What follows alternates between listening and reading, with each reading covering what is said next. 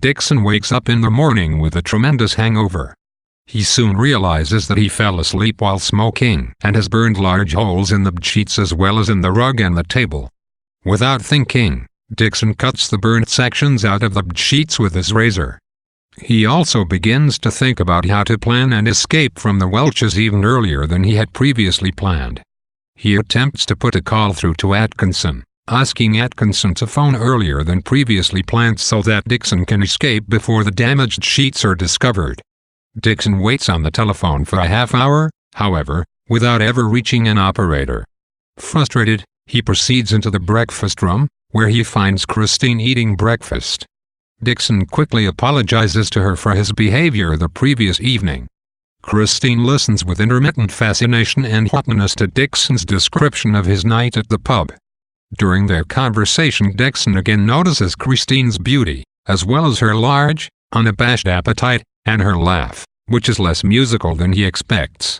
Suddenly, Dixon remembers his bedsheets and explains the source of his panic to Christine. She agrees to have a look at the sheets and try to help conceal the damage. Christine's enthusiasm for hiding the damaged sheets from Mrs. Welch suggests to Dixon that she may not be so prim after all. Watching Christine from the other side of his bed, Dixon feels anguished that she is so far out of his league. Christine goes out to the hallway to signal Dixon when it is safe for him to remove the burnt table.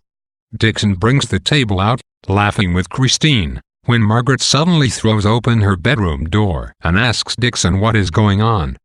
Dixon tries sheepishly to explain the situation to Margaret while Christine suppresses her laughter. Christine breaks into the conversation to suggest that they take care of the table. When Dixon returns from hiding the table in her room down the hall, Christine has left and Margaret is waiting for him. He explains to her about the fire, and is surprised when Margaret does not laugh at the story, and instead expresses her disgust at Dixon's handling of the situation and her dislike of Christine. Dixon explains to Margaret that Margaret is the one butting in and instantly regrets this tactic. Margaret theatrically displays hurt and then reproves Dixon further for his behavior the night before. As Margaret's distress rises, Dixon begins to panic.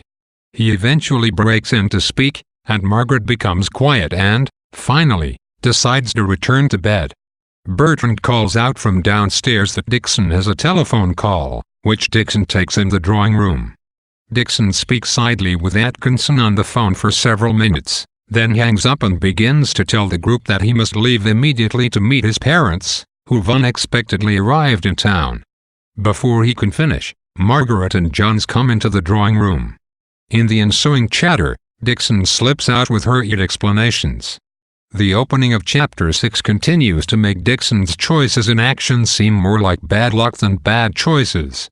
Dixon has fallen asleep with a lit cigarette the night before and wakes up to find the damage he's caused to his room, but the language of these passages makes him seem more like a victim than the cause of the fire.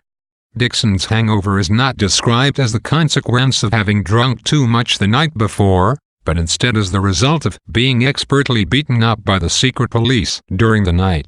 When Dixon finds the damage, he wonders if he is fully responsible. Thus, the language invites the theme of bad luck and also exploits the comic incongruity of what Dixon remembers doing with what Dixon has done.